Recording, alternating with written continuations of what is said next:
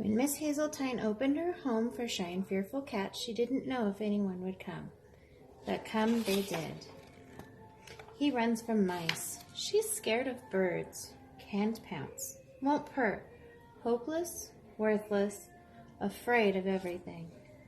Strays who could read Miss Hazeltine's signs skittered in on their own.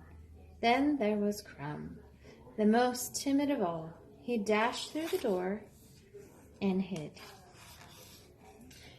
Miss Hazeltine began her lessons at once. In the morning, she taught bird basics.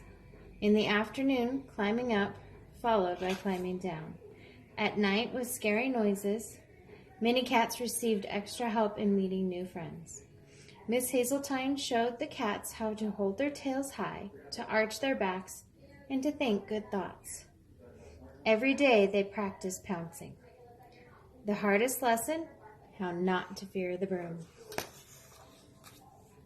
Miss Hazeltine didn't mind if some cats only watched. She let them be. Like Crumb, Miss Hazeltine told him that sometimes she got scared. "I'm afraid of mushrooms and owls," she confided, "and I've never really liked the dark." She praised Crumb's love of pitch-black places. Crumb lapped up every word. One day he hoped to find the courage to thank her. Still, he worried. Would he ever be brave? Soon more cats came to Miss Hazeltine's home, and more, and more. So many arrived that on Monday at 5 o'clock, when everyone but Crumb was fast asleep, Miss Hazeltine ran out of milk. "I'm off to fetch a bucketful," she told Crumb, "and I will be back before dark." Crumb watched her go.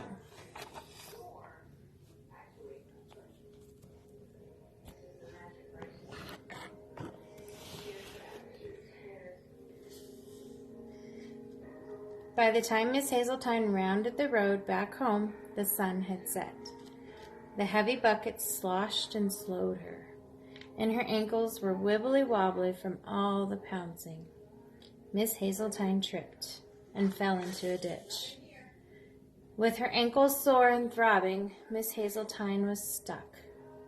She shivered in the dark, the pitch-black dark. Was that an owl hooting? She peered around. Mushrooms. Miss Hazeltine tried to think good thoughts. Back home, the cats did the same.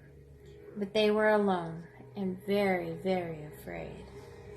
They did not know where Miss Hazeltine had gone, and they hadn't yet had the lesson on what to do when the lady you love goes missing.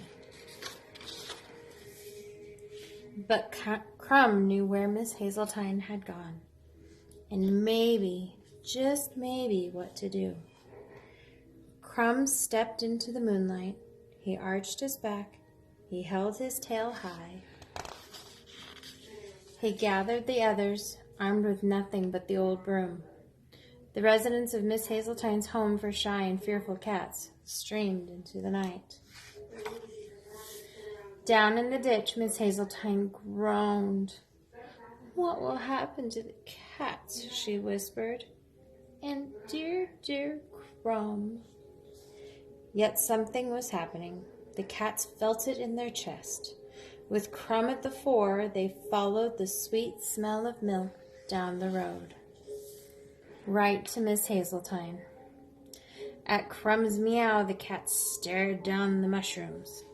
They purred to drown out the owl's hoots, and they pounced to be sure nothing lurked in the dark.